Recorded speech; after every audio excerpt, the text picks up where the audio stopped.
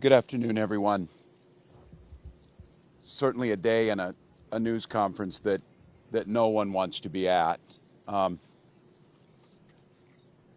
community behind us, Annunciation Church and School, committed to academics, service, and Catholic values, filled with the first days of school of beautiful children going to learn those values, share with their teachers and their classmates. And instead of that joy and that curiosity and that learning, they were met with evil and horror and death. And we often come to these and say, these unspeakable tragedies, or there's no words for this. There shouldn't be words for these types of incidents because they should not happen. And there's no words that are going to ease the pain of the families today. On behalf of all the people of Minnesota, our deepest sympathies. A wish that any of these words would make what you're feeling now better, but it won't. A place that's founded on community, founded on service, founded on family. I'd like to give special thank you to the mayor and the team in Minneapolis, the Minneapolis Police Department, Hennepin County Sheriff's Office, Minnesota State Patrol, the BCA, so many agencies, our federal partners in the FBI, the first responders, and the heroic work that's happening now as we speak at multiple medical locations, including Hennepin County Medical Center, where most of our children were transported to receive the life-saving care. The thoughts and prayers and the hopes and the support that we need to give them in this moment too is critical. Speaking with all the people here and grateful to our federal partners, Senator Klobuchar speaking early this morning and receiving a call from President Trump, who was with his leadership team of the Attorney General and the Vice President, expressing their deep condolences amongst the horror that happened and an offer to provide the support to the folks here in Minnesota of what's needed. So there's a lot of cameras here, and unfortunately we have been through these types of things. They will be gone at some point. All of you, you have to do your jobs. But what happened here today will not be gone.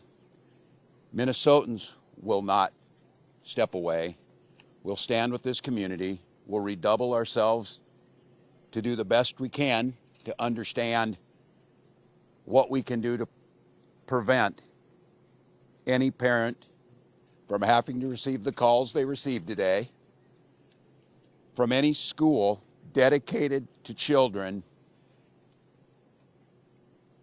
having to respond to a situation that, as we said, is unthinkable, but that's all too common, not just in Minnesota, but across this country.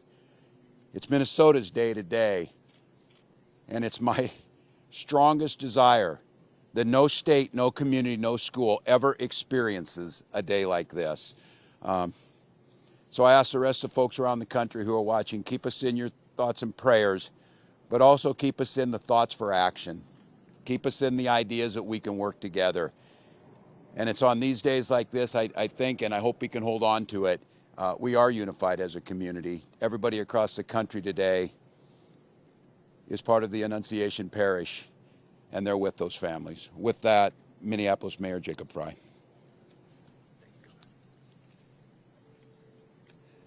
Thank you, Governor. Throughout the morning, we have seen this extraordinary Minneapolis family step up in thousands of different ways. People with strength, resilience, compassion, and love for the families that have been forever impacted by this heinous act. We want to make sure that we're doing everything possible for them right now, and I want to give a special thank you, and we are so grateful to all of the faculty and the teachers at Annunciation. The way that they acted during severe threat and danger was nothing short of heroic. This is a tragic and horrible event that should never occur, and it would have been all the more tragic and horrible had they not stepped in, at times perhaps put themselves in danger to protect others. As horrible as this has been, it could have been far worse. I'm grateful for our law enforcement partners, our police officers in the Minneapolis Police Department and other law enforcement agencies well beyond that step up, that answered the call to make sure that they were running towards danger when so many of the rest of us would have run in the other direction. Thank you. We are so appreciative of your service. To Principal DeBoer and your whole team, the ethic that you have showed, the love that you've shown, it's flat out incredible. And at the same time, look, we need to be doing more than talking. It can't just be words. There needs to be action. And when we have seen school shooting after school shooting, when we have seen churches get shot up by horrible actors, I think the impetus has to be on all of us as leaders to do a whole lot more, to recognize that we've got more guns in this country than we have people.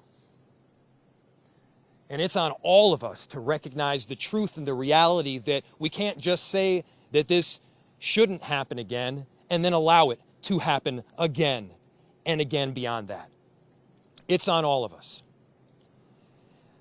And I have heard about a whole lot of hate that's being directed at our trans community. Anybody who is using this as an opportunity to villainize our trans community or any other community out there has lost their sense of common humanity. We should not be operating out of a place of hate for anyone. We should be operating from a place of love for our kids. Kids died today. This needs to be about them. This needs to be wrapping our arms around these families with every bit of love that we can possibly show. And I know that our Minneapolis family and well beyond is prepared to do exactly that. And so my message to everyone out there is, again, these families are experiencing some acute pain right now. But don't just think of these as somebody else's kids. Think of your own. Let's make sure that we're acting now to not just say it's never happening again, but ensure it doesn't. Our chief of police, who's been working tirelessly throughout the day, along with, again, a number of different law enforcement agencies, investigators, federal partners, state partners. Thank you, Senator Klobuchar, for being here. Been working tirelessly, and I'd like to invite him up to give some more of the details that have come up. Chief.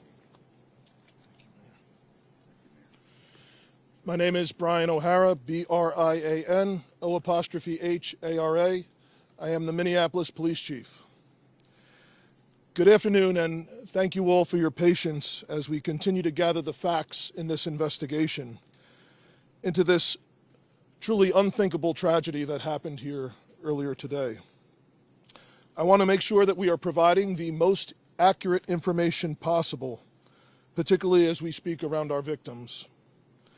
At this point, we know we have a total of 19 victims from this tragedy. 2 were young children, ages 8 and 10, that were sitting in the pews at Mass when they were shot and killed. They were pronounced deceased on the scene. There were another 14 children between the ages of 6 and 15 that were injured by gunfire. There were also 3 adults in their 80s that were parishioners here attending Mass that were also shot in this incident. The families of all of the children that have been affected have been notified. The coward that shot these victims took his own life in the rear of the church. That coward has been identified as 23-year-old Robin Westman. No prior criminal history. As to the weapons used to perpetrate this horrific attack, there was a rifle, a shotgun, and a pistol. All 3 had been lawfully purchased by the shooter. At this stage, we believe that the shooter had acted alone. There is no indication of other suspects directly involved in carrying out this attack. Our investigators are working with other agencies in the process of executing 4 search warrants. One is for the church itself where this crime occurred. The other 3 are residences nearby in the metro that are related to this shooter. Additional firearms are being recovered from those 3 residential locations as we speak. We are also aware of a manifesto that the shooter had timed to be released on YouTube. This manifesto appeared to show him at the scene and included some disturbing writings. That content has since been taken down with the assistance of the FBI, and it now remains under active review by our investigators. We know this community is reeling and is in pain. I want to ensure everyone in our community, this parish, all of the families affected, and all of our residents, that all of law enforcement collectively, local law enforcement, our county, our state, and all of our federal law enforcement partners have been here, and we are all working tirelessly to uncover the full scope of what happened, to try and identify a motive why it happened, and whether there are any other further details. We will continue to share updates as the investigation progresses, and we remain committed to being as transparent as possible while protecting the integrity of this investigation. In a moment, I will take some questions that I am able to answer, but first I want to bring up the principal of Annunciation School, Matt Du Bois, as well as, after him, the Archbishop, our Archbishop Bernard Hebda. So, Principal.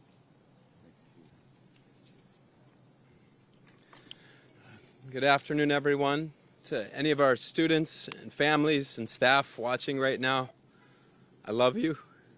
You're so brave, and I'm so sorry this happened to us today. Within seconds of this situation beginning, our teachers were heroes.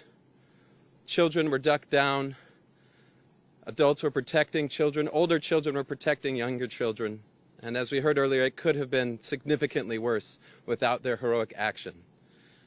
This is a nightmare, but we call our staff the dream team, and we will recover from this. We will rebuild from this. When we planned for this school year, we intentionally chose a theme from the prophet Jeremiah chapter 29, a future filled with hope. There's nothing about today that can fill us with hope. We, as a community, have a responsibility to make sure that no child, no parent, no teacher ever has to experience what we've experienced today, ever again. I need everybody to commit those words to your speech patterns, never again. We lost 2 angels today. And please continue to pray for those still receiving care. We can't change the past, but we can do something about the future. There's an African proverb that says, when you pray, move your feet. So I beg you, I ask you to please pray, but don't stop with your words. Let's make a difference and support this community, these children, these families, these teachers. Never again can we let this happen. I love you, Annunciation family. We're with you, and we will be stronger when this is done. Archbishop Hebda will be coming next.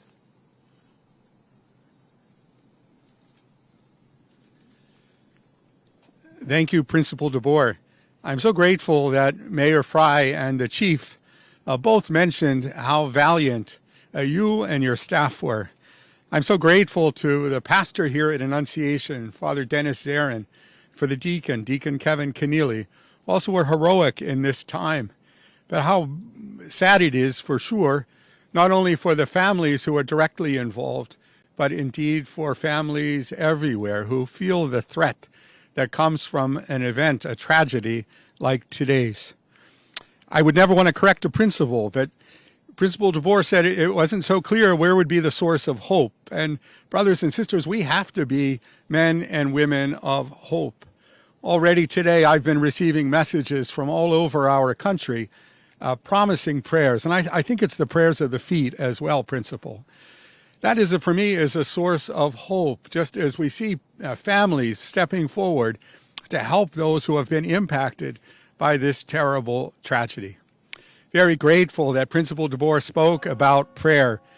Certainly that the bell in a Catholic church is always a call to prayer, and so it's a reminder for us for sure to be praying. And we have to recognize that it's through prayer and through that prayer of the feet, through that action, that we can indeed make a difference. That has to be the source of our hope. I was particularly pleased today to receive a message from Pope Leo. If you'd bear with me, I'd like to share that with you. It comes directly from Cardinal Pietro Parolin, who's the Secretary of State, and it reads like this. His Holiness Pope Leo XIV was profoundly saddened to learn of the loss of life and injuries following the shooting that took place at Annunciation Church in Minneapolis. And he sends his heartfelt condolences and the assurance of spiritual closeness to all those affected by this terrible tragedy, especially the families now grieving the loss of a child, while commending the souls of the deceased children to the love of Almighty God. His Holiness prays for the wounded as well as the first responders, medical personnel, and clergy who are caring for them and their loved ones. At this extremely difficult time, the Holy Father imparts to the Annunciation Catholic school community, the Archdiocese of St. Paul and Minneapolis, and the people of the greater Twin Cities metropolitan area, his apostolic blessing as a pledge of peace, fortitude, and consolation in the Lord Jesus. My brothers and sisters, that gives me some hope. We know that the Holy Father, Pope Leo, did his hospital training right here in Minneapolis, so he knows our community, and he's been reminding anybody visiting from Minnesota that he spent some time here. We're very grateful for his blessing, but I, like those who have spoken before, ask that you would continue to look for those ways of supporting those who have been impacted today, not only with your prayers, but also with your action. Thank you. And Chief, I now turn this back to you for your questions.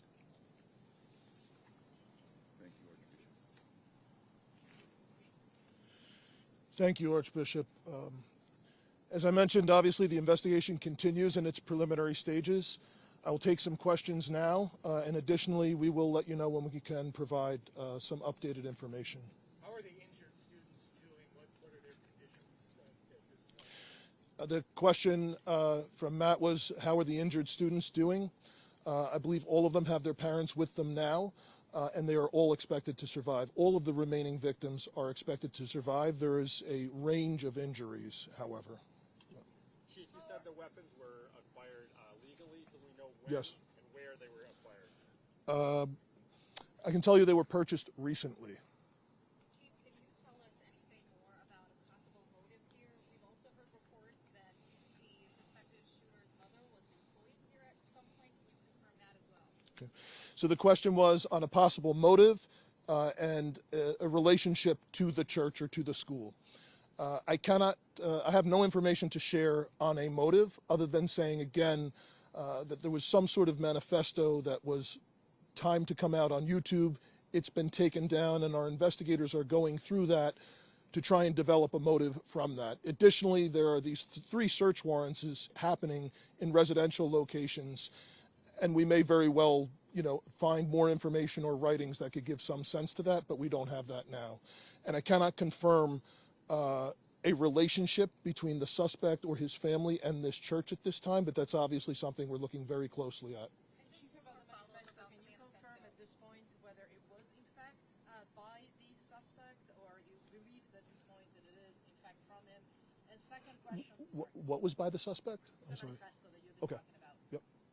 So the question was about the manifesto. We do believe it was by the suspect, yes. And we understand that we've seen some documents about the name change that somebody with the same name as the suspect has filed for a few years ago. Yep. Do you believe this to be the same person, that Robin Westman was in fact born with a different name at this point? And can you speak a little bit more about the identity?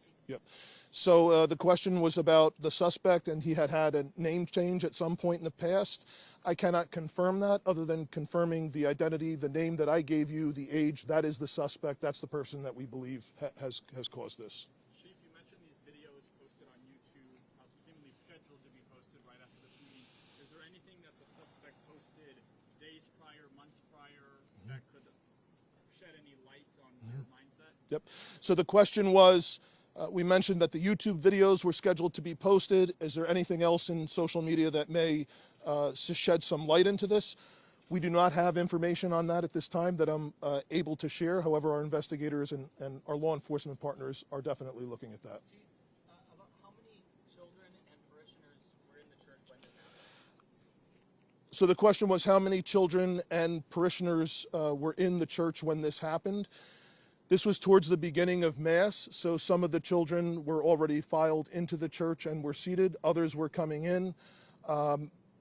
I've heard estimates, but we will release a more definitive number. Chief, Minneapolis police officers have had a tough couple of days. I know we're talking about the children Yep. in this incident, but there were several shootings yesterday. Yep. How is the resourcing going for you? Are you getting help from other places? Yep. So Sue's question was resources for Minneapolis police due to the other challenges we've had the last 24 hours. Obviously, this has been the most difficult. The dozens of officers that responded to this scene, many of them are deeply traumatized by what they saw, as are obviously all of the children, all of the staff members, Father Dennis, everyone who was at Mass this morning. So obviously that has been our number one priority, is to care for the health and wellness of the officers that responded here. Additionally, obviously, we have responded to other challenging situations and other acts of violence. I can say, in regard to the shooting that happened outside of the high school yesterday, we have arrested 2 people for assisting in that shooting. We have not gotten the shooter yet, but we believe we have 2 people under arrest that were present with the shooter when that happened, and we're making significant progress. There was an additional arrest at a homicide last night that happened on the 2700 block of 3rd Avenue South.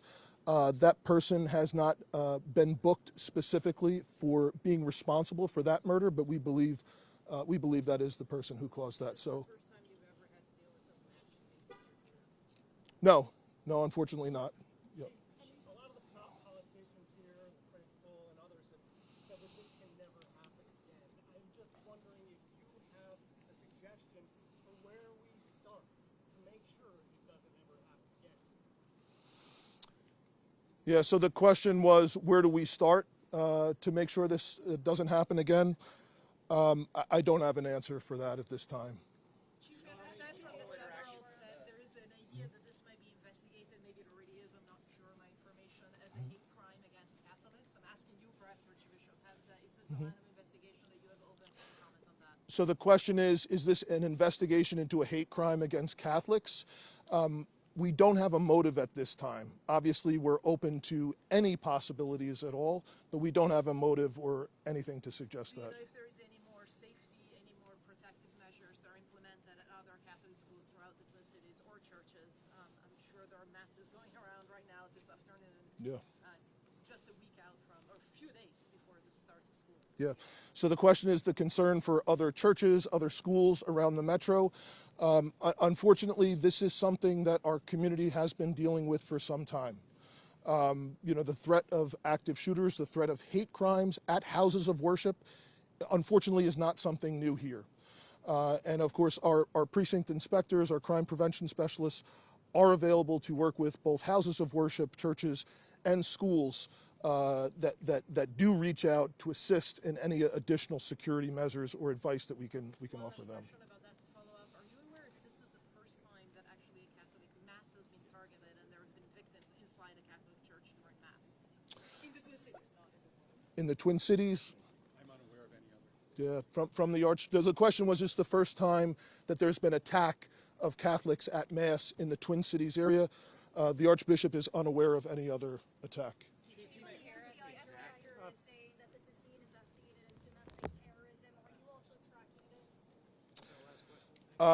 The question was, is it being investigated by the FBI?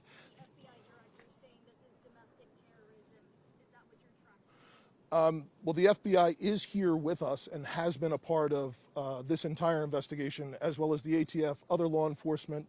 It's being led right now by the Minneapolis Police Department, and we are looking at, obviously, any possibilities from wherever the evidence will lead us from what we recover. Absolutely. Thank you all again so much for your time today, for your support.